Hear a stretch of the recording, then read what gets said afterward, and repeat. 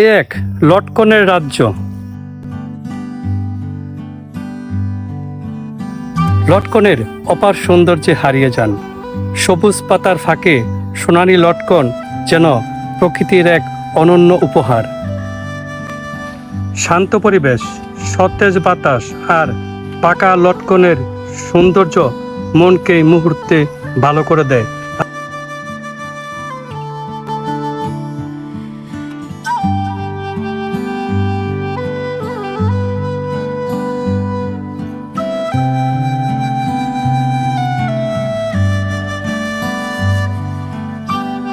বন্ধুরা, এই মুহূর্তে আমি আছি বেলাবো উপজেলার লাখপুর লটকন বাগানে। লটকন বাগানের চমৎকার সৌন্দর্য আপনাদের অবশ্যই বিমোহিত করবে, মুগ্ধ করবে। আসুন আপনাদের লটকন বাগান ঘুরিয়ে দেখাই। রসে ভরা এই টসটসে লটকন খেতে যেমন চমৎকার, দেখতেও কিন্তু খুব নান্দনিক।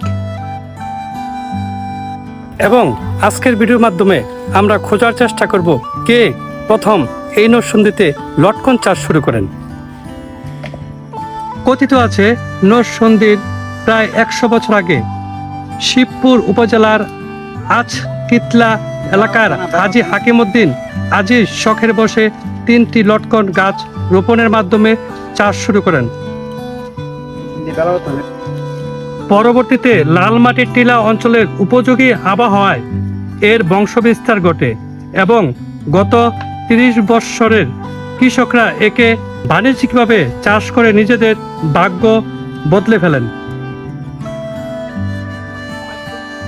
আপনারা লটকন বাগানে খুব সহজে আসতে পারবেন। ঢাকা থেকে বুলতা গাউসিয়া এসে গাউসিয়া থেকে নরসিংদীগামী যে কোনো বাসে উঠে সেখান থেকে মরজাল নামবেন। মরজাল থেকে অনেক অটো এবং রিক্সা এইসব বাগানের উদ্দেশ্যে যায়।